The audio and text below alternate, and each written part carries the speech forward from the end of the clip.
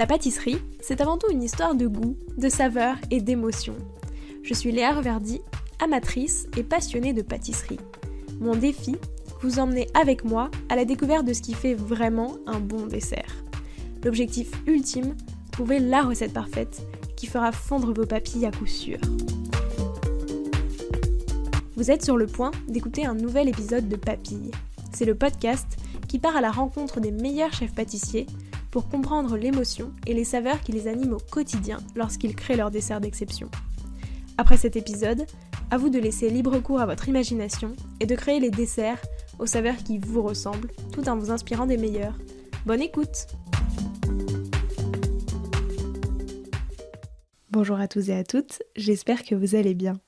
Curieuse et passionnée, Héloïse Noisette a toujours voulu être pâtissière ou restauratrice sans qu'elle ne s'explique vraiment pourquoi. Elle aime mener plusieurs projets simultanément, avoir 100 000 idées à la minute, ou presque, et surtout, apprendre.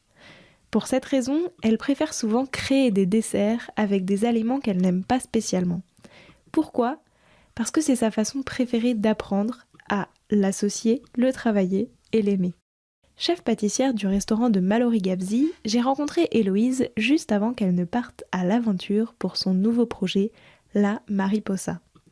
L'idée, faire un tour du monde pour lever des fonds qui financeront la recherche pour les tumeurs endocrines. À l'heure où je vous parle, Héloïse est donc très certainement au beau milieu de l'Argentine, dont elle reviendra pleine de nouvelles inspirations. Alors au menu de cet épisode, son besoin d'apprendre en permanence, pourquoi partir d'ingrédients qu'elle n'aime pas forcément l'aide à créer, et enfin ses conseils pour sortir d'une panne d'inspiration. Bonne écoute! Bonjour Héloïse. Bonjour. Comment vas-tu? Ça va et toi? Ça va très bien, merci beaucoup. Je suis ravie de discuter avec toi aujourd'hui. Et pour commencer cette discussion, je voulais parler de ton parcours un petit peu, mais au prisme des saveurs. Donc déjà, la question que je pose à tous mes invités, c'était quoi toi ton dessert préféré quand tu étais petite? L'éclair au chocolat. On avait l'habitude quand j'étais petite de prendre le dimanche, on allait à la pâtisserie prendre des gâteaux individuels. Ouais. Et on avait chacun le nôtre. Donc papa c'était la tarte au citron, maman c'était chocolat aux fruits rouges. Mes frères c'était tarte au citron, éclair café, vanille. Moi c'était éclair au chocolat. Encore aujourd'hui? Ouais. Et du coup c'est quoi ton top tu vois, des éclairs au chocolat que t'as goûté? Parce que du coup j'imagine que si t'as goûté plein d'éclairs au chocolat, t'en as des préférés. Ouais, mais j'ai pas une boutique en préféré. Je regarde un peu, j'aime bien aller goûter partout. Ok. Et puis après, je me dis, il était bon, j'y retourne. Puis après, je pars et j'oublie. Tu préfères en goûter des nouveaux à chaque fois? Ouais. C'est jamais tous les mêmes. Il y a toujours des chocolats différents, des pâtes à choux différentes, cacao, chocolat. Tu sais d'ailleurs que Jeffrey King m'avait dit qu'on pouvait juger de la qualité d'une pâtisserie à son éclair au chocolat. Je suis tout à fait d'accord. Et vraiment, avant d'acheter des gâteaux dans une pâtisserie pour un événement ou quoi, j'achète toujours un éclair au chocolat. Le matin, je prends pas un pain au chocolat, je prends un éclair au chocolat. Ou alors, je prends mon croissant et un éclair. Toujours. Je comprends. Et c'est quoi, selon toi, le dessert parfait pour finir un repas le dimanche midi? J'ai envie de dire un éclair au chocolat. Mais non, c'est un dessert qui se partage.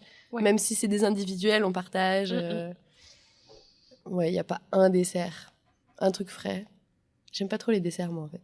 Ah ouais? Non, j'aime pas le sucre, j'aime pas les desserts, mais je suis pâtissière. Et pourquoi du coup? Qu'est-ce qui t'a amené vers la pâtisserie si t'aimais pas bon, t'aimais quand même l'éclair au chocolat donc? Ouais, mais non, j'aime pas le dessert, le fait de terminer un repas en rajoutant encore. Quand j'ai bien mangé un bon plat, un petit chocolat, un truc, ça me va bien, mais manger un dessert par-dessus, souvent, c'est pas mon régal, quoi. Mais sinon, je mange des desserts à 4h, à 10h du matin. Ah oui, c'est plus... T'aimes pas le... Enfin, t'aimes bien le sucré, mais pas le manger forcément en dessert. Ouais, de temps en temps, mais j'ai pas besoin de finir un repas sur un dessert. C'est pas mon indispensable. Alors du coup, pourquoi être pâtissière dans un restaurant en plus? Parce que à la limite, en boutique, tu vois, tu peux dire que les gens achètent pour manger comme toi, tu vois, le matin à 4h. J'ai toujours voulu faire ça. J'ai pas souvenir de... Quand j'étais petite, mes parents me racontent qu'à 5 ans, je disais déjà quand je serai grande, je serai restauratrice. Ah ouais? Ouais. J'ai un oncle qui fait ça, mais qu'on voyait pas tant que ça, donc je sais même pas d'où ça sort. Après, j'ai voulu faire d'autres métiers, un peu avocate, un peu décoratrice d'intérieur, mais toujours pâtissière ou restauratrice. Donc c'est passé par la chocolaterie, c'est passé par la boulangerie, mais toujours... Et dans le sucré? Ouais. J'ai eu l'occasion de faire un peu de cuisine, mais parce que je voulais tester, je disais je vois pas pourquoi je travaille à côté d'une cuisine. Pourquoi est-ce que j'ai choisi la pâtisserie en fait? Peut-être que c'est juste que je connais pas. Donc j'aime beaucoup.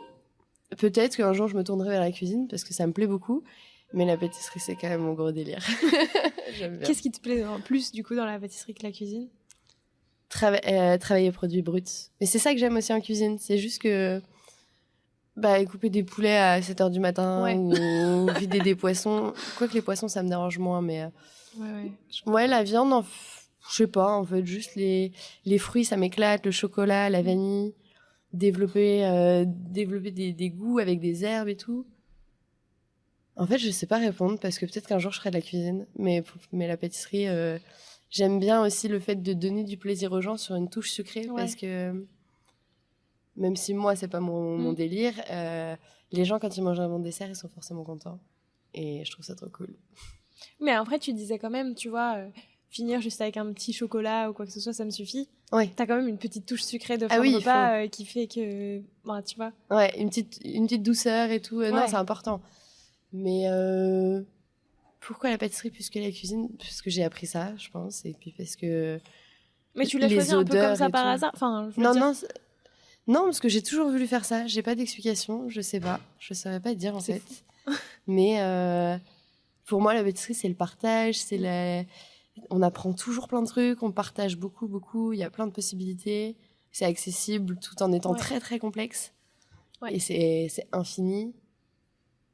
Et je sais pas, ça m'éclate. C'est ma passion, quoi. Tant mieux. Tant mieux si ça t'éclate, c'est le principal. Est-ce que, justement, il y a une saveur qui t'évoque ton arrivée dans le restaurant de Mallory Gabzi, pardon? Une saveur, je sais pas, mais c'est plus une ambiance et tout, parce que j'ai beaucoup travaillé sur Paris, mais je suis beaucoup partie de Paris aussi.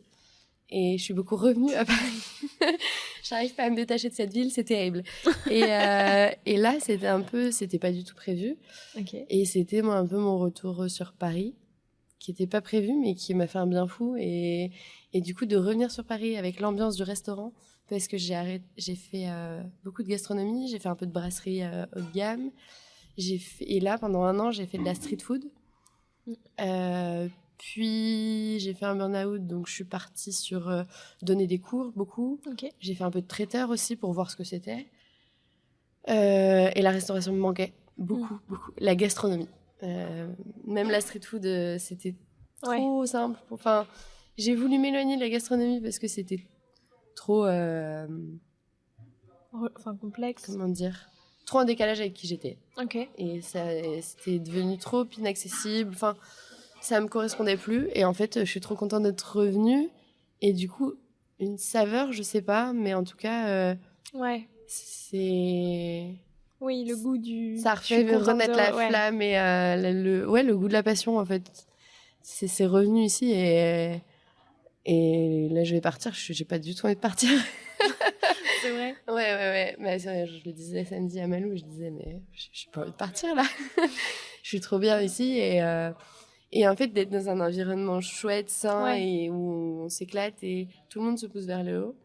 Il y a des moments hyper durs, hein, faut pas les oublier. Mais ça fait revivre l'amour du métier, en fait. Et c'est trop cool. Donc une saveur, je sais pas, mais ça en fait naître plein. Parce que ça fait naître plein d'idées, plein de trucs. De la curiosité de ouf. Et ça m'avait trop manqué. Du coup, définitivement, la restauration et la gastronomie, quoi. Ouais. Après avoir tout testé, c'est ça que... Alors, pas forcément en tant que chef établi dans un même établissement, parce que je suis trop curieuse. Par exemple, là, je fais plein de trucs. Je suis ici, mais à côté, j'ai mon projet qui n'a rien à voir avec la restauration. Mais j'ai besoin de développer d'autres choses. Je donne des cours à côté. J'ai fait une formation en nutrition. Donc, qui n'est pas complètement déconnecté, mais qui n'a pas grand-chose à voir non plus. Je fais un peu de consulting, donc j'aime pas trop ce mot, mais c'est du conseil aux restaurateurs. Et j'aimerais développer de la création de cartes aussi pour des gens qui n'ont pas la chance d'avoir un pâtissier, mais qui veulent des desserts de bonne qualité. pourquoi pas développer une création de cartes avec des fiches techniques établies, des desserts qu'on fait ensemble, et comme ça, ils ont tout en main pour donner à des cuisiniers. Enfin, j'ai plein d'idées, en fait. Mon cerveau, il travaille tout le temps. Effectivement, tu as des milliards de projets à la fois, quoi. Mais c'est ça qui te permet de, je sais pas, trouver de la créativité, de t'inspirer et tout. Ouais. Sinon, sinon, ça mouline. Non, j'ai besoin d'être tout le temps stimulée. Et... En fait, j'ai besoin d'apprendre. Je suis quelqu'un qui a besoin d'apprendre en permanence. Si j'apprends pas quelque chose, je m'ennuie. Donc ici, je suis contente parce que j'apprends plein de trucs. Mais ça ne suffit pas. Mais il faut apprendre d'autres choses encore. J'aime pas rester dans le confort. Ouais. Donc là, j'ai plein de projets, j'ai mon énorme projet à côté, mais une fois que mon projet, je serai rentrée, il va falloir que je trouve autre chose. Donc, je pourrais rester dans mon confort en disant je suis ici et je le suis déjà à 1000%, mais il me manquerait un petit truc à côté. J'ai besoin de faire plein de trucs pour me stimuler, justement. Sinon, j'ai peur de rentrer dans une routine qui m'épuise, en fait. Oui, c'est ça, c'est ce qui t'apporte une petite fibre... qui va enfin, une petite étincelle qui te permet de... Ouais, puis ça permet d'aller chercher d'autres idées, de rencontrer d'autres gens, de discuter. Et la création, ça naît de la discussion, souvent, quasiment tout le temps. Ça, discuter, ça fait évoquer plein de trucs qui font « Ah, mais je pense à ci, à ça », et ça fait naître plein de choses. Donc, Et même dans des univers complètement différents, j'imagine. Alors, la nutrition, effectivement... Enfin, c'est plutôt lié dans le sens où ça reste dans l'univers de la food. Mais pour le coup, donc ton autre projet, enfin je sais pas si tu veux en parler ou pas, mais ouais, bon, ça me fait non mais tu vois, mais je trouve qu'il y a aussi un côté du coup, enfin un certain voyage sur plein de points, tu vois, à plusieurs niveaux, mais du coup qui, enfin j'imagine va t'inspirer. Ouais, ça va être hyper intéressant parce que du coup mon projet c'est un tour du monde des grandes randonnées pendant 1 an pour récolter des fonds pour la recherche pour les maladies pulmonaires.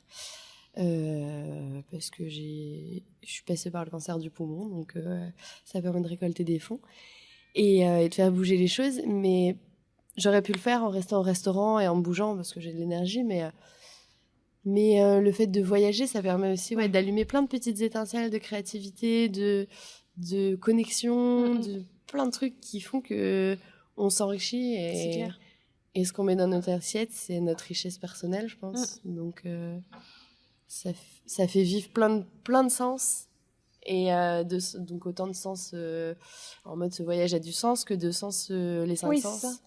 Et c'est hyper intéressant. Parce que, mine de rien, tu vois, tu vas échanger avec d'autres gens, d'autres cultures, d'autres gastronomies aussi sur un certain point. Alors même si c'est pas pour la gastronomie que tu le fais, mais... Si, ça va être lié. Oui, c'est ce que j'ai un projet de retour qui sera lié. Ouais. Mais non, c'est vrai que c'est assez intéressant là-dessus, parce que là, maintenant, avant de partir... J'apprends déjà plein de trucs, j'apprends à monter un projet. Donc, si un jour j'ai besoin d'ouvrir ma boutique ou quoi, j'ai su créer un dossier de sponsor, tout ça. J'ai appris à créer un site internet, ce qui est hyper intéressant, et à travailler avec une graphiste. Donc, c'est pareil, ça ouvre plein d'horizons. Et ouais, sur les saveurs, ça peut être trop cool. Enfin, je suis en train de voir avec des lycées hôteliers, le lycée hôtelier de Buenos Aires, pour aller voir si je peux travailler, donner des cours là-bas. Peut-être Séoul aussi. En Inde, je suis en train de voir. Enfin, je me sers du... C'est ma passion, donc forcément, à un moment, ça va me manquer. Quelqu'un qui est passionné de musique peut pas partir un an sans toucher à la musique. C'est pas possible. Non, mais c'est clair. Et là, ça crée plein de connexions. Et puis après, on rencontre des gens, on les voit cuisiner, on a envie d'apprendre. Je suis partie au Rwanda il y a quelques années, je suis revenue, j'ai appris plein de trucs. Là, j'étais au Pérou, j'ai appris de nouvelles saveurs. Ça ouvre à des choses auxquelles on n'a pas accès au quotidien, qui sont pas forcément courantes et qui créent des petites connexions dans le cerveau. Et un jour, on se dit, ah bah tiens, ce fruit, il est cool. Et ben ouais, je l'ai déjà vu là-bas, je l'avais mangé avec ça. Ça se fait pas du tout ici, ou alors ça se fait, mais je vais le faire à ma sauce. Mais on le fait pas pareil, et c'est puis, ça. Ça ouvre plein de trucs, le maïs et tout, c'est des trucs qu'on sait pas faire, nous. Donc ça permet de découvrir trop de trucs, c'est trop cool. C'est ça, je trouve que tu vois, t'as plein de pays. Alors au-delà de, enfin, comme tu dis, tu vois, il y a des produits qui sont pas, enfin, qu'on trouve beaucoup moins en France, donc c'est moins facile. Mais t'as aussi, je trouve, un autre travail de saveur dans plein d'autres pays, que tu vois, des épices, des poivres et tout qu'on a moins en France. Et ça peut être trop cool, quoi. En France, on n'a pas les cultures de l'épice. Non, pas du tout. C'est pas quelque chose qui est culturellement, c'est pas là. Donc, et ce qu'on a, ça a été importé des chefs souvent sud-américains, indiens. Donc, il y a tout à apprendre. Directement à la source. Ouais, il y a tout à apprendre. Ne serait-ce que s'éduquer. Moi, je détestais le piment, mais je détestais ça. Autant le goût que la sensation. Ah ouais, c'est un truc franchement, déjà d'une, ça m'intéressait pas, et de deux, j'aimais pas. Je suis partie au Pérou, en Bolivie, là, en mars et avril, donc il y a 1 an. Mais déjà, j'avais pas le choix. Soit je mangeais, je me brûlais la gueule et j'apprenais à aimer, soit tu mangeais pas. Je mangeais pas. Et ben j'ai appris à aimer, et maintenant, mais j'aime trop. Franchement, j'aurais jamais pensé dire ça un jour, mais déjà j'ai appris plein de trucs. Je savais même pas que c'était les graines qui piquaient et pas la chair. Je savais même pas que comment les différentes sortes. Je savais les trucs banals parce qu'il y en a qui piquent plus que d'autres. Oui, d'accord, super. Mais pour moi, un piment, c'était un piment. Et en fait, il y a des piments français qui vont être un peu plus tourbés. Il y a des piments, là-bas, il y en a qui piquent et qui arrachent la tronche. Il y en a qui sont juste acides. Il y en a qui sont frais. Et maintenant, je kiffe le piment, en fait. Et là, j'ai fait un dessert avec du piment. J'ai vu. Alors que, franchement, il y a 1 an, j'aurais demandé sans piment, je pense, au restaurant. Tu sais que je suis hyper sceptique parce que je déteste tout ce qui pique. J'ai un palais ultra sensible par rapport à tout ça. Je peux que te comprendre. Parce que même le poivre, j'avais du mal. Ouais, mais tu vois, en plus, je trouve que moi, il y a vraiment le côté. En fait, comme ça pique, j'ai l'impression que tu sens moins les saveurs, tu vois, et ça gâche tout le reste des saveurs. Et du coup, je me dis, j'arrive pas à apprécier mon plat, quoi, quand j'ai la bouche en feu. Je suis complètement d'accord avec toi.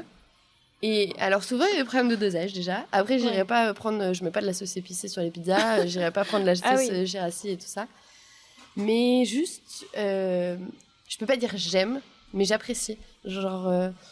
Ouais, déjà, t'arrives à apprécier. Je vais comprendre qu'est-ce qu'il fout là. Okay. Un peu plus qu'avant. Bah, déjà, t'arrives à le travailler dans un dessert, donc. Bah, parce que je suis moins réfractaire et j'ai découvert des piments qui piquent pas, en fait. Enfin, qui ont juste du goût. Et qui, quand on se dit ça pique, enfin, ça va piquer dans notre tête, inconsciemment, ça pique. Alors que. Bah, parfois, c'est juste frais. Ou... Alors, c'est bizarre de dire ça d'un piment, hein, mais acide, ou il y en a qui sont juste citronnés. En bas, j'ai un piment des Cévennes que je travaille là. Okay. Déjà, je savais même pas qu'il y avait des piments dans les Cévennes, alors que je suis cévenole. Enfin, j'ai un côté cévenol. Et il pique pas du tout. Et il a goût de gruau de cacao. Et c'est complètement fou. J'ai fait sentir à tout le monde en disant santé, c'est trop rigolo. Et on dit bah ouais, ça sent le cacao. Je te le ferai sentir. C'est trop bien. Et je me serais jamais arrêtée sur une boîte de piment il y a 1 an. Jamais. Comme quoi. Voilà. Merci le Pérou. Si on revient à tes créations, c'était quoi les saveurs de ta toute première création? Que j'ai fait moi-même de A à Z, chocolat, algues, poivre macao. C'était un restaurant qui a fermé maintenant, le Massa, c'était à Boulogne-Billancourt. Je suis arrivée en tant que pâtissière et je suis passée chef au bout de quelques mois. Okay. Et c'était pas mon premier dessert là-bas, mais mon premier dessert en tant que chef. Ma première création, le chef de cuisine m'a dit débrouille-toi. Et j'avais fait, c'était sympa, j'avais fait un truc très fort en cacao. Okay. C'était pas chocolat, c'était cacao.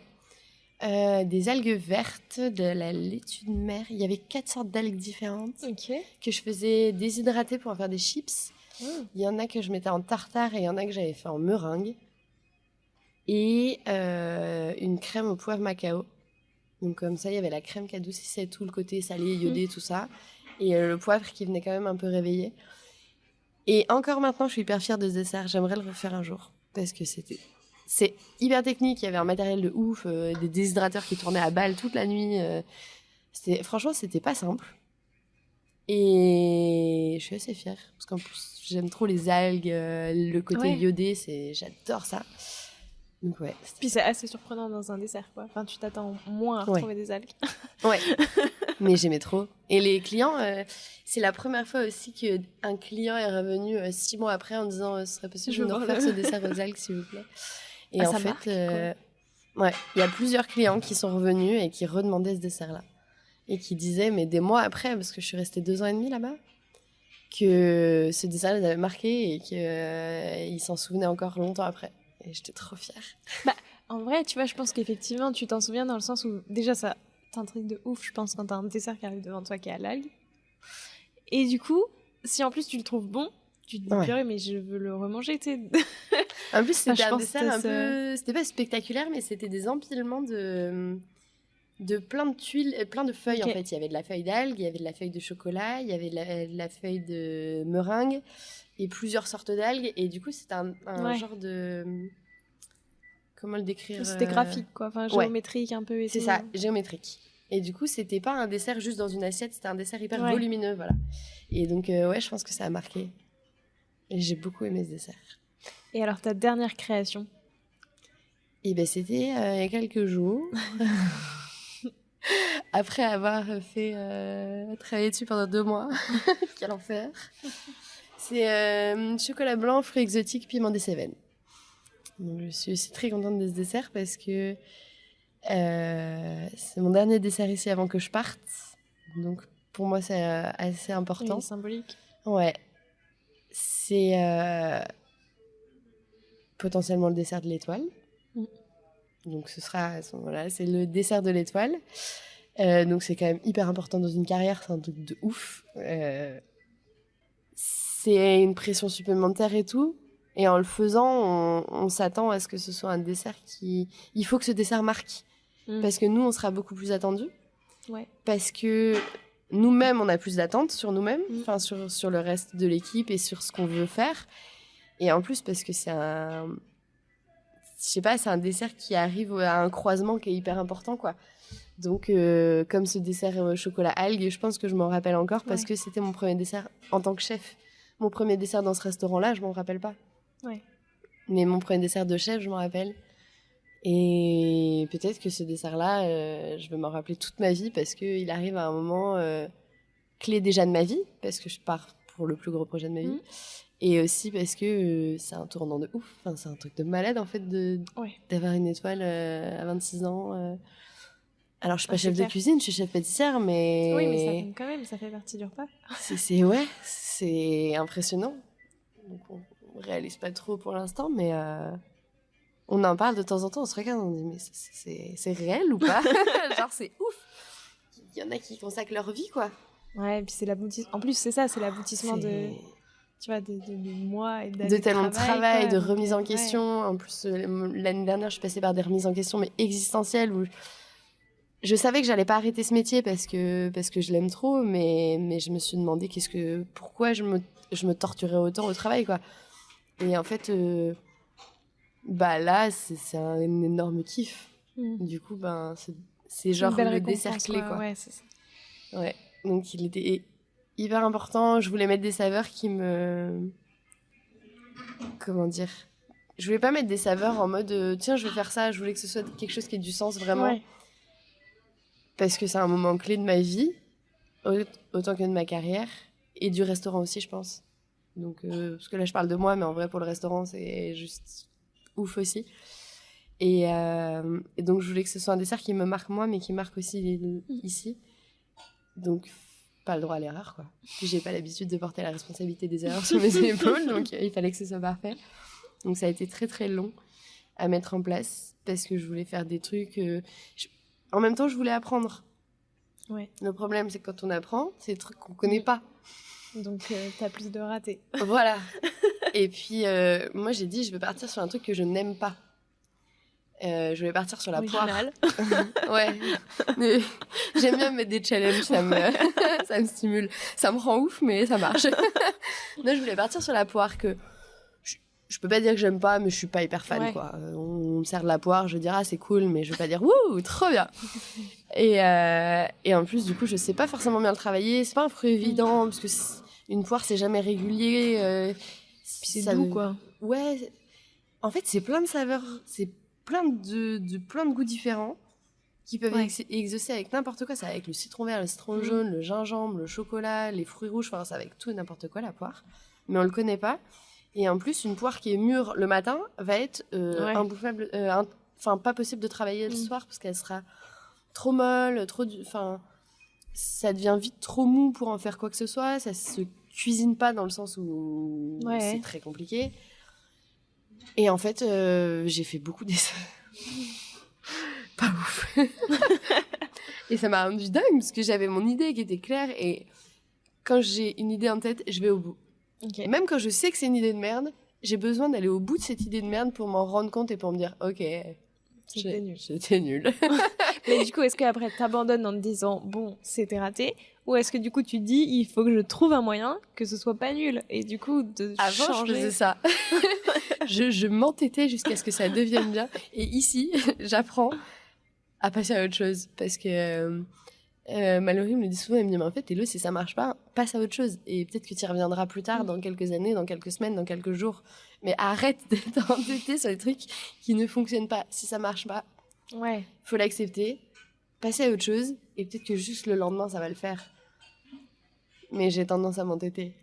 Mais j'apprends, en vrai, c'est pour ça que c'était si compliqué à sortir ce dessert, c'est que déjà, la sortie de carte a été reculée avec les vacances et tout ça, donc il n'y avait pas de deadline fixe qui font que, à un moment donné, t'as pas le choix.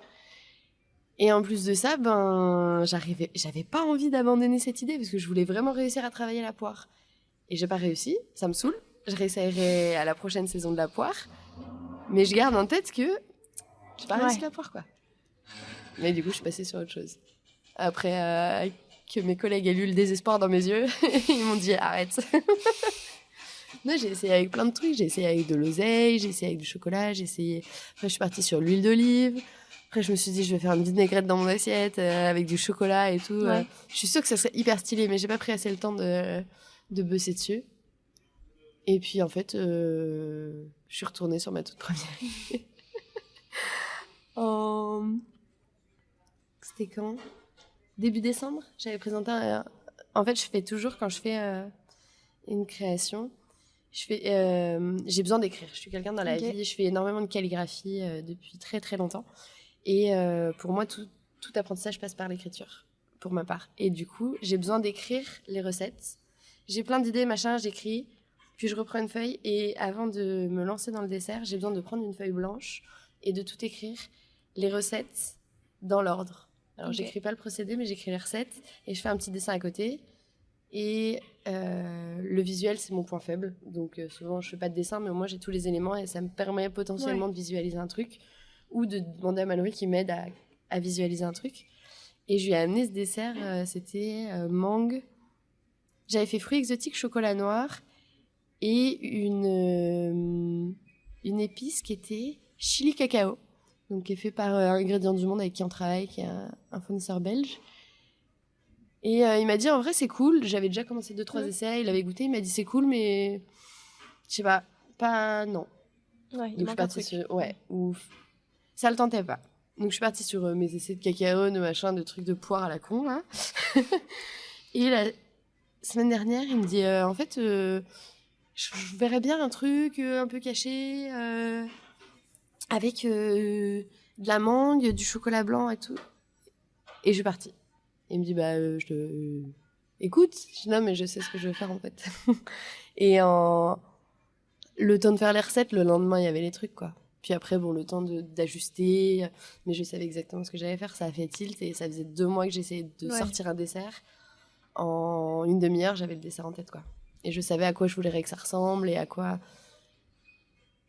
Au niveau du visuel, je suis pas bonne. J'apprends beaucoup et j'apprends ici. Mais là, j'avais quand même une petite idée de... Mallory m'avait un peu aiguillée. J'avais une idée des couleurs, des trucs, et je savais où j'allais, quoi. C'est quoi les conseils que tu te donnerais à toi-même pour sortir d'une panne d'inspiration, justement ? Tu vois, quand pendant 2 mois, tu t'acharnes à te dire il faut que j'ai mon nouveau dessert, mais j'arrive pas à trouver.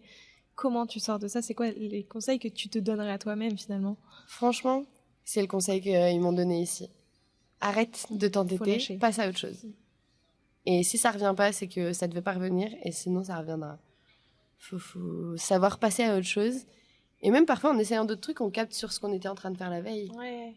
Et non, oui, tu trouves une idée dans un autre ingrédient. Ouais. Enfin. Faut savoir aller là où on n'a pas l'habitude. Par exemple, là, je travaille le chocolat blanc que je n'aimais pas. En fait, il y a plusieurs trucs que j'aimais pas dans ce dessert.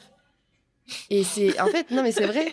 Mais j'ai l'impression que j'aime rien, alors que c'est pas vrai. Je mange beaucoup et j'aime tout. Non, mais tu ne travailles que les choses que t'aimes pas, c'est vrai. Bah oui, parce que c'est intéressant. Oui, non, c'est clair. Sinon, t'apprends plus comme ça. Sinon, je fais toujours des trucs au chocolat, quoi.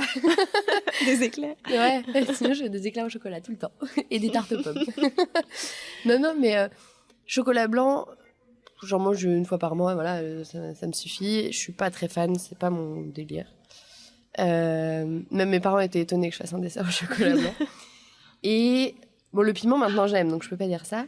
Mais la coco, c'est pas un truc... on me sert un rocher coco, je suis pas emballée. Je suis pas spécialement fan.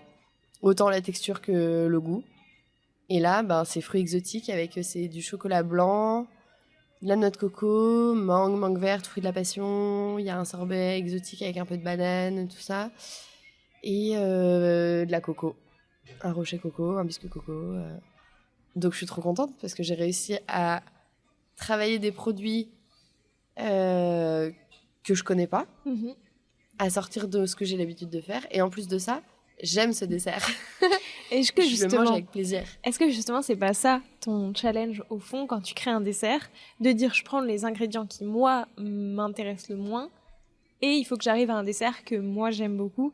Ce qui veut dire que puisque moi-même j'aime pas de base ces ingrédients-là, s'il y a des gens comme moi, a priori il y a plus de chances qu'ils aiment le dessert final. Ouais, c'est ça. C'est vrai en plus. Je suis jamais aussi contente que quand un client me dit franchement, j'aime pas ça, mais là je le mange avec plaisir. Avant, il y avait un dessert au pamplemousse. Alors là, c'est le contraire. J'adore le pamplemousse, mais personne n'aime et c'est très compliqué à travailler. Et ben, je pense que au moins une fois par service, les clients me disaient bah, j'appréhendais parce que j'aime pas le pamplemousse et c'était trop bon. Mais quelle satisfaction. C'est trop bien. Je préfère qu'on me dise ça plutôt que ah bah j'adore le pamplemousse et en plus c'était hyper bon. Ouais. C'est trop chouette, hein. Le compliment on le reçoit et c'est quand même pas... faut pas le dénigrer. Mais quelqu'un qui n'aime pas et qui apprécie... Ouais. Moi je sais que quand j'aime un dessert, alors c'est mes goûts personnels, mais quand j'aime un dessert, bah, je me dis putain, je suis contente pour la personne qui l'a fait parce que c'est tellement rare. Je suis trop chiante. Donc ouais, je pense que c'est ça. Quand j'arrive à manger avec plaisir ce que je fais, c'est que c'est quand même pas trop mal, je pense. Par rapport à ça, c'est quoi le dessert qui t'a le plus marqué ? Tu vois, pas forcément un dessert que toi t'as fait, mais un dessert que t'as goûté d'un autre pâtissier, peut-être, ou d'une autre pâtissière, et qui t'a vraiment marqué parce que justement, bah, tu vois, tu t'es dit ah, celui-là, il est vraiment bon. Je sais pas. Je reste pas trop sur les... Je ne pense jamais. Je fais pas partie... Non, mais je fais pas partie des gens qui ont des... Je m'arrête plus au moment, en fait. Mais j'ai pas de... Il y a des desserts qui sont des madeleines de Proust et qui me marquent de ouf.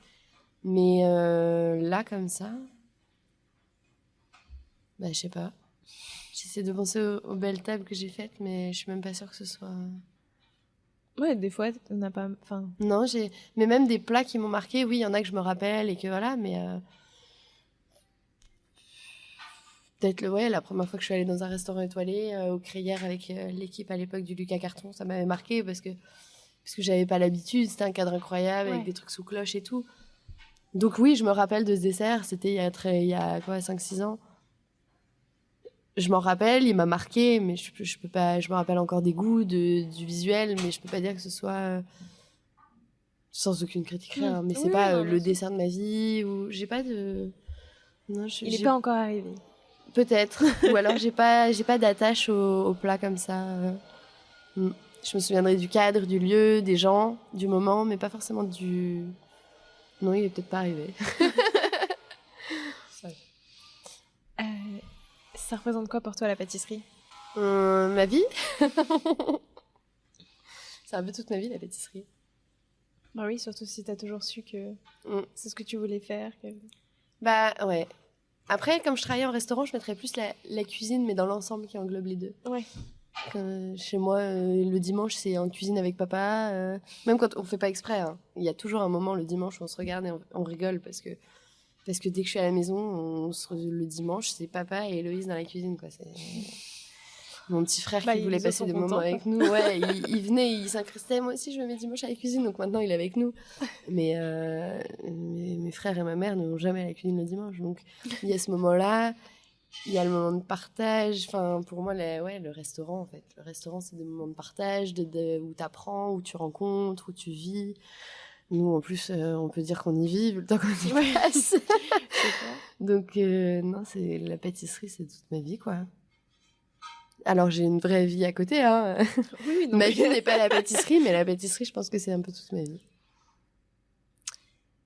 Et du coup, où est-ce que tu trouves aussi, tu vois, tes sources d'inspiration? Alors, tu pars a priori beaucoup des produits en te disant je veux travailler tel produit, etc. Mais où est-ce que tu vas trouver aussi d'autres sources d'inspiration, je sais pas, même pour trouver avec quoi, tu vois, des idées d'association, ce genre de choses? Pour le produit de base, bah, du coup, je prends des choses que j'ai pas l'habitude de travailler. Ou parfois que j'ai juste envie. J'ai envie de faire un dessert avec ça, je le fais. Pour les associations, finalement, je suis assez logique. Je pense que je lis beaucoup, je suis très très curieuse. Donc je lis et je m'intéresse beaucoup, j'écoute beaucoup de podcasts, de reportages et tout. Donc je pense avoir une bonne connaissance des produits. Et quand je l'ai pas, je la trouve. Et en fait, on se rend compte en acquérant des connaissances que la nature est hyper bien faite. Dans une même saison, la fraise va pas avec l'abricot pour rien. La fraise ne va pas spécialement avec la poire parce que ça n'est pas la même saison. L'abricot va très bien avec la lavande, ça pousse sur le même plateau. Et en fait, il y a des choses, quand j'ai une idée d'un produit, typiquement hier j'ai une idée, alors je sais pas si elle va aboutir, mais bon, on verra. J'ai envie de travailler la pistache. La pistache, il y en a en Sicile, mais moi je suis partie sur la pistache d'Iran.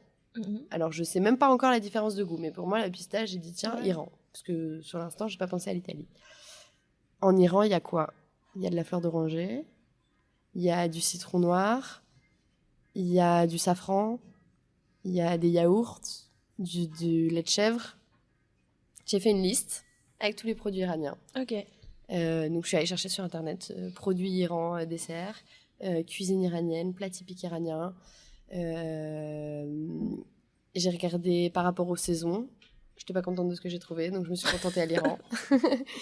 Et en fait, si ça se trouve, je vais rien en faire de cette liste et juste j'aurais appris qu'en Iran il y a tout ça, c'est trop cool. Mais je pense que pour rendre justice à un produit, il faut savoir le remettre dans son état naturel, dans son milieu naturel. Et alors il y a plusieurs règles. Il y a par exemple la règle des couleurs. Alors c'est des règles, bon, moi j'appelle ça des règles, mais chacun fait ce qu'il veut et s'il a envie de pas faire ça, on s'en fiche. Mais souvent des fruits verts vont très bien aller ensemble. Des fruits rouges vont très bien aller ensemble. Si on a un citron, on peut aller trouver dans tout ce qui est jaune, ça ira très bien avec le miel, la carotte, c'est un peu orange, mais c'est les mêmes tons. Le safran, qu'est-ce qui est jaune? La capucine, les fleurs de souci et de capucine. Enfin, en fait, on se rend compte que la betterave va très bien avec les fruits rouges. Alors, c'est pas la même saison, mais c'est les mêmes couleurs. Et en fait, il y a pas mal de trucs comme ça qui font sens. Et après, il y a des histoires, alors c'est un peu plus poussé, c'est d'autres connaissances. C'est des histoires de molécules. Ça, je l'ai appris complètement par hasard par des allergies. Parce que je suis quelqu'un qui suis allergique à plein de trucs. Et c'est compliqué en pâtisserie. Ça n'aide pas, oui, c'est ce que... Franchement, c'est une galère. Et un jour, on m'a parlé des allergies croisées. Parce que j'ai demandé à l'allergologue en pleurs en disant pourquoi je suis allergique à tout, ça me rend ouf. Je suis quand même pâtissière, c'est relou quoi. Et il m'a dit il y a des allergies croisées qui existent, faudra faire attention toute votre vie, madame. J'ai dit ouais. En fait, il y a des molécules qui se retrouvent dans certains trucs en commun et qui font que si tu es allergique à l'un, tu peux devenir allergique à l'autre. Sauf que quand on met ça dans un point positif, ça veut dire que si le kiwi peut te rendre allergique à la tomate, ça veut dire que potentiellement le kiwi a des points communs avec la tomate. J'ai jamais essayé, je peux même pas toucher un kiwi, ça me fait partir à l'hôpital. Mais potentiellement le kiwi peut aller avec la tomate parce qu'ils ont des molécules en commun. Alors ça se trouve pas du tout. Hein. C'est incroyable. Chimiquement, t'as des connexions comme ça. Chimiquement, la noisette peut te rendre allergique à la banane. Donc, c'est vrai que le mariage noisette-banane. Voilà. Alors que t'en as que tu croirais proches et qui n'ont rien à voir. Le kiwi et la banane vont bien ensemble. C'est des fruits exotiques, ça pousse au même endroit à la même saison, mais ils n'ont aucune molécule en commun. Ou alors, si peut-être, hein, je ne veux pas dire de bêtises, mais donc il y a un côté, tu prends les codes couleurs et gustatifs et puis aussi le commun. On sait que la pistache va avec la framboise, voilà, c'est des goûts un peu inscrits. Voilà. Donc tu peux prendre les saisons, tu peux prendre les couleurs, tu peux prendre les origines et tu peux prendre le côté un peu plus chimique. Et avec ça, à force de curiosité, d'apprendre, de chercher, d'écrire, mes carnets ils ressemblent à rien dans tous les sens. Il y a 8 000 trucs écrits, je tourne 8 pages pour trouver une recette que j'ai écrite la veille. Mais en fait, à force, t'arrives à faire des connexions, de dire bah tiens, pistache, là j'ai pensé à ça. Ça peut capter. Safran, j'ai pas l'habitude de le travailler, mais je sais que j'en ai déjà fait une fois, il y avait de la clémentine. Ah bah tiens, la clémentine, ça pousse en Iran aussi, c'est marrant. Alors que je l'avais fait dans un truc qui avait rien à voir, c'était juste pour donner la couleur. Et en fait, après, tu te rends compte qu'il y a des connexions qui se font, puis tu goûtes, tu te dis tiens, c'est curieux, machin. Et puis voilà, quoi. Est-ce que tu as du coup beaucoup analysé ce truc des molécules pour te dire que ça pouvait justement développer des nouvelles... Et bah, pas énormément, mais il y a le guide du répertoire des saveurs dont je me sers beaucoup, et il y a beaucoup de monde qui s'en sert. Ouais, c'est une bible, ce truc. Ils en parlent un peu dedans, en fait. Il y a pas mal de trucs, parce qu'il y a des associations qui disent mais c'est complètement perché, leur truc. Et en fait, non, c'est juste des histoires de molécules. Et puis... Et du coup, tu découvres des trucs assez intéressants. Je me suis pas énormément penchée sur le sujet, mais parfois, j'arrive à faire des connexions entre des ingrédients, et j'aime bien savoir le pourquoi du comment. Et quand instinctivement je pense à une association, après je regarde ce que j'ai écrit, je dis mais pourquoi? Et parce que je suis quelqu'un de très instinctive. Et après je vais chercher, je me dis quel est le point commun entre ces deux trucs-là. Hier je me disais tiens, la grenade pourrait aller avec la rhubarbe. Je pense qu'il y a un truc qui irait bien les deux ensemble. J'ai cherché pourquoi. Bah en fait j'ai pas encore trouvé. Genre c'est rose, ok, je pense qu'il y a autre chose, mais la saison correspond pas spécialement. Je connais pas assez bien la grenade pour savoir qu'est-ce qui pourrait matcher. La rhubarbe, je connais bien, mais je sais pas. Mais tu vois, je suis curieuse, et peut-être qu'un jour je ferai un dessert grenade rhubarbe, ou dans un dessert à la rhubarbe, et je me dirais il manque un truc pour donner un peu de peps, et je dirais bah tiens, 3 graines de grenade. Du coup, tu fais des listes tout le temps. Ma vie, c'est des listes. C'est infernal. Je comprends. Mais écrite, hein. Je fais une liste sur mon téléphone, autant ne pas en faire, quoi. Ça me sert à rien. Non, je suis d'accord avec toi. Moi, je préfère 1000 fois faire des listes à l'écrit que je déteste faire des listes. Mais les listes écrites, c'est un enfer. C'est toute ma vie. Après, tu te demandes pourquoi tu fais des listes pour dire penser à la liste. Sur ta liste, il y a écrit à la liste. Oh là là. Non, mais ouais, ça marche trop bien. Ouais, je te comprends, fois 1000. Je fais aussi beaucoup de listes. Mais même juste des listes de tiens, qu'est-ce que j'ai envie de manger en ce moment? Ouais. Ok. Ça me tente bien, ça irait bien avec ça irait bien avec ça. Allez, on fait un dessert. Ça marche pas, on verra, mais. Ouais, mais c'est trop bien parce qu'en plus, je trouve que c'est aussi. Enfin, le fait d'avoir vraiment une trace écrite, du coup, dans un carnet, tu peux aussi beaucoup remonter. Enfin, tu vois, admettons, dans 5 ans, tu veux refaire un dessert avec de la pistache. Bah, potentiellement, tu feras une liste sur le coup en te disant tiens, qu'est-ce que je mettrais maintenant? Et après, tu retourneras en arrière et tu diras ouais, j'avais pensé à ça, et c'est vrai que ça, c'est... En plus, je les relis, mes carnets, parce que j'ai un côté un peu maniaque, et j'aime pas quand ça traîne de partout. Donc parfois, je prends mes carnets, j'arrache les pages qui servent à rien, et quand il reste 4-5 pages dans le carnet, parce qu'il y a des listes de mise en place, évidemment, qu'il y en a à tenter plus, et tout ça, je jette, ça sert à rien de les garder au bout d'un moment. Et je garde que les recettes, donc au bout d'un moment, bah, quand j'ai 4-5 carnets, je rassemble tout dans un classeur, où je réécris les idées au propre, et puis ça me permet de pouvoir jeter d'autres trucs, donc j'y repense. Mais non, je pars souvent, en fait, pour revenir à la question de base, je prends un aliment et je vois son identité, d'où il vient, à quoi il sert, qu'est-ce qu'il fait là, et je trouve autour. Je pense que rendre hommage à un ingrédient, c'est l'assembler avec des choses qui vont bien avec, et pour moi c'est hyper important. C'est très chouette comme approche. Enfin, je trouve que c'est très... J'aime pas mettre des trucs qui servent à rien. Mais... du coup, voilà. Et alors, c'est quoi l'ingrédient que t'adores travailler plus que les autres? Tu vois, pour le coup, ton ingrédient chouchou est vraiment celui dont tu pourrais pas trop te passer. La fleur de sel. Ça n'a rien à voir avec la pâtisserie. Pour moi, c'est indispensable. Il y a plusieurs pâtissiers et pâtissières. Je sais plus exactement qui. Je sais que Claire Santos Lopez m'en avait parlé. Il y en a plusieurs qui citent la fleur de sel en mode l'ingrédient incontournable de tous les desserts, quoi. Ça, mais même en fait, ça devient chiant parce que quand je vais au restaurant, parfois j'ai envie de leur dire mais rajoutez-moi la fleur de sel. Vous voulez pas mettre une petite touche de fleur de sel là? Il est bon votre truc, mais rajoutez le petit truc, quoi. C'est à la fois doux, c'est pétillant, ça rapporte un truc, mais tout de suite, quoi. Ouais.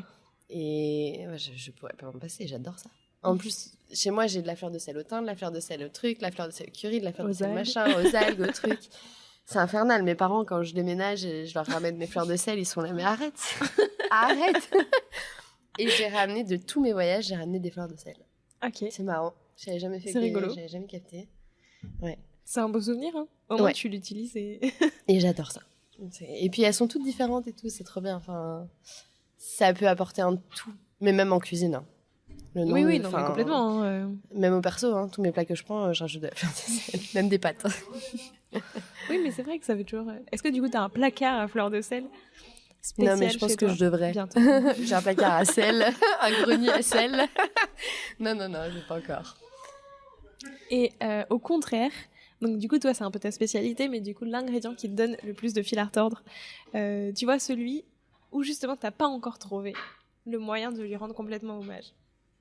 Bah franchement, je pense que c'est la poire, parce que ça fait un moment que j'essaye, hein, et que j'ai appris à aimer. Mais ça fait un moment que j'essaye de le travailler. Au Lucas Carton, on faisait un dessert génial avec la poire, qui était une commise tapée avec... qu'est-ce qu'on mettait ? Du gingembre. C'est un dessert qui m'a marqué, ça. Parce qu'il était vraiment bon. Et c'est là que j'ai appris à aimer la poire. Mais je veux pas refaire ça. Parce que c'était tellement... Déjà, c'était trop chiant à faire. Et en plus, c'était tellement identitaire de ce lieu, cette période et tout, que je m'interdis de refaire la même chose. Okay. Donc, non, la poire, c'est un vrai problème. À part la tarte bourdaloue que j'adore et que ça va, je pense que c'est bon, je maîtrise au bout de quelques années. La poire. Et est-ce que tu aurais un conseil à me donner, à moi qui suis pas pâtissière, qui aime bien faire des desserts, et un conseil que tu trouves qu'on donne pas assez ? Peut-être aussi un conseil que toi, t'aurais aimé recevoir, tu vois, quand t'as commencé. C'est vague.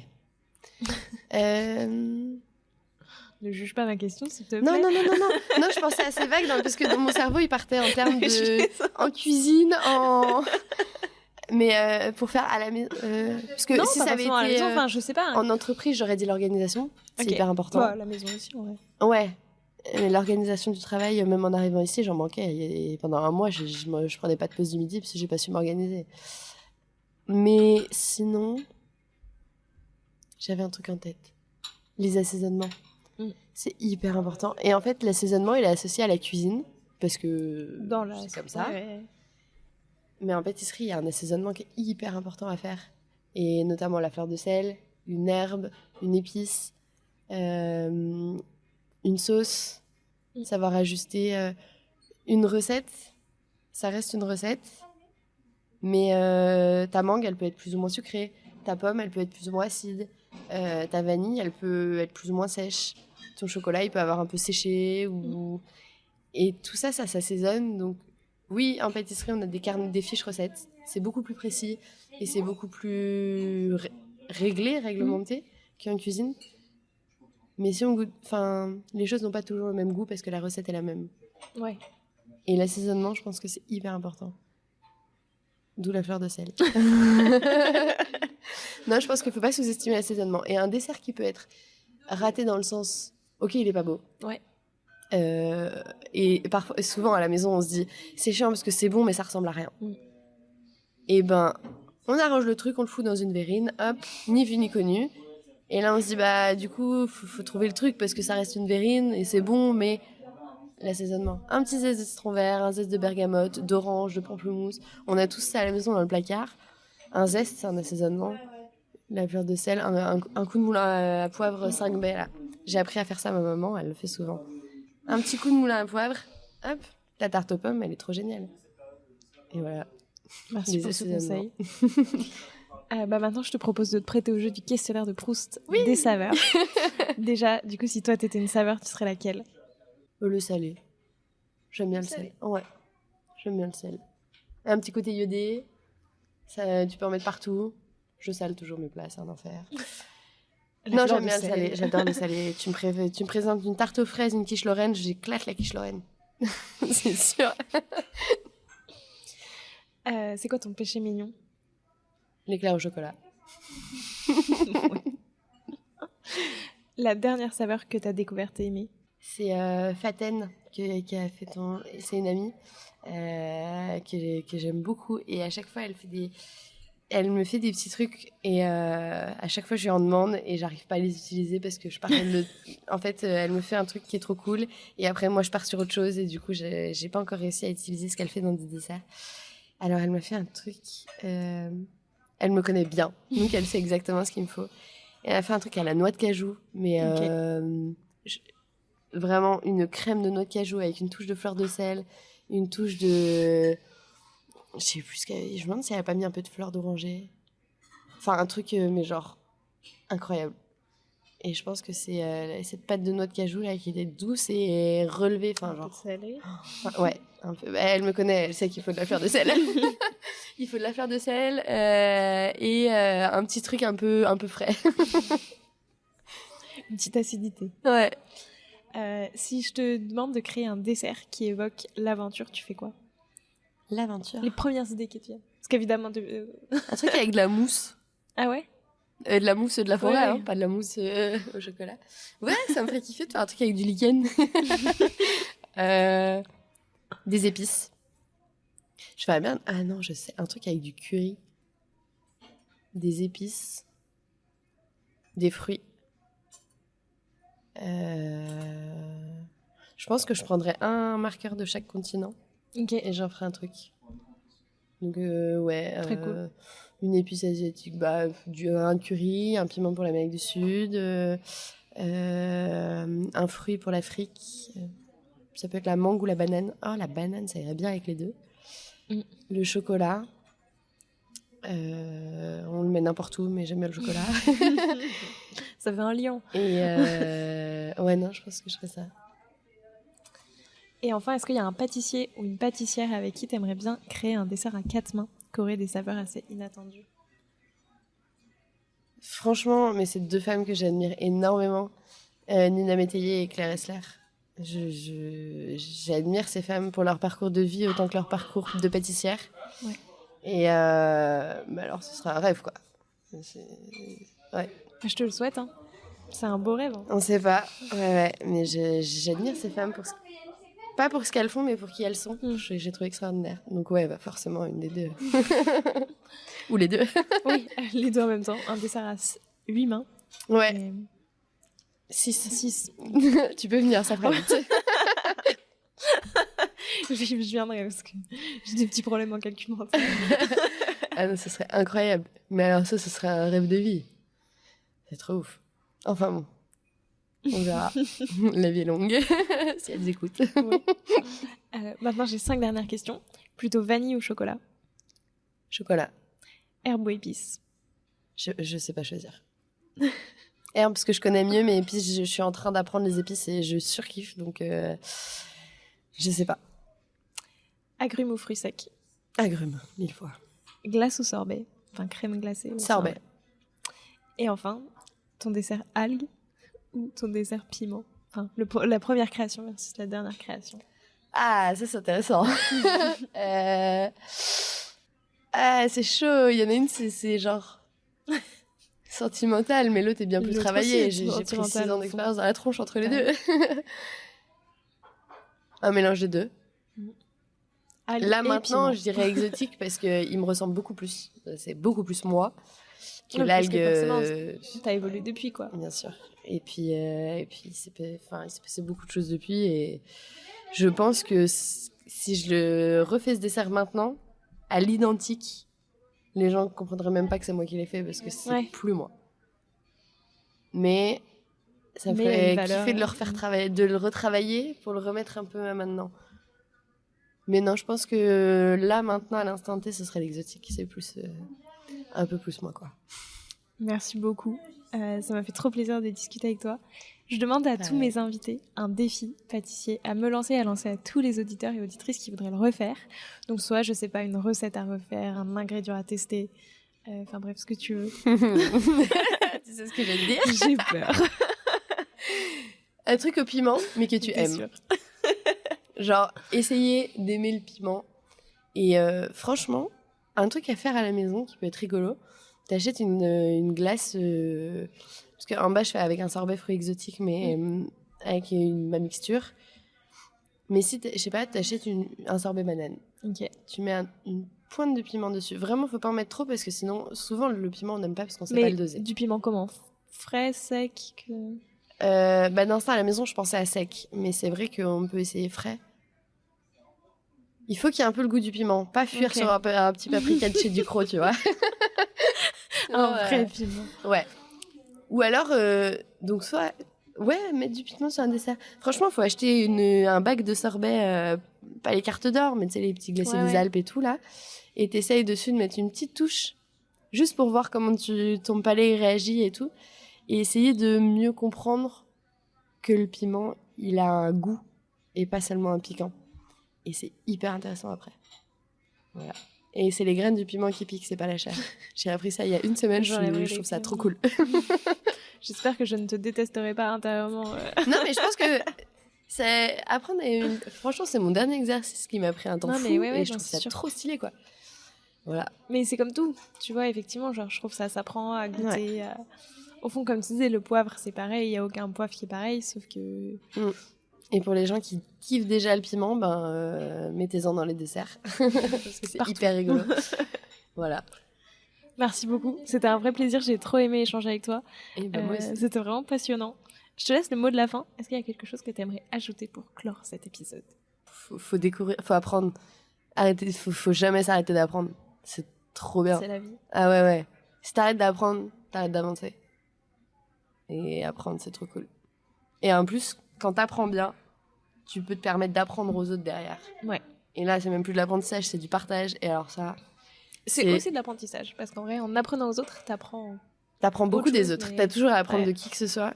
Et franchement, le partage, c'est ce qui fait tout notre métier. Et ça passe par apprendre. Voilà. Merci beaucoup. Pour ce mot de la fin qui est trop bien. Avec plaisir. J'espère que cet épisode vous a plu. D'ailleurs, si vous utilisez Spotify, il y a une petite nouveauté. Désormais, vous pouvez répondre et commenter directement un épisode. En cliquant dessus, il y a une petite case qui s'affiche et on vous pose directement la question « Qu'est-ce que vous avez pensé de cet épisode ?» Et vous pouvez directement laisser un petit commentaire en lien avec l'épisode du jour. Donc je serais ravie de savoir ce que vous avez pensé de cet épisode. Et moi, je vous dis à la semaine prochaine en compagnie de Frédéric Voulot. Prenez soin de vous.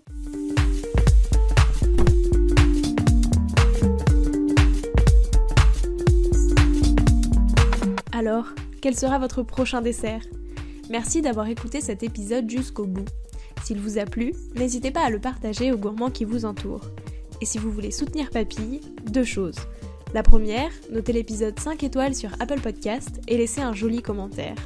La seconde, vous rendre sur papillepodcast.com, sans oublier le S de Papille, et vous abonner à la newsletter pour être prévenu de la sortie des prochains épisodes et des articles que j'écris régulièrement. À bientôt!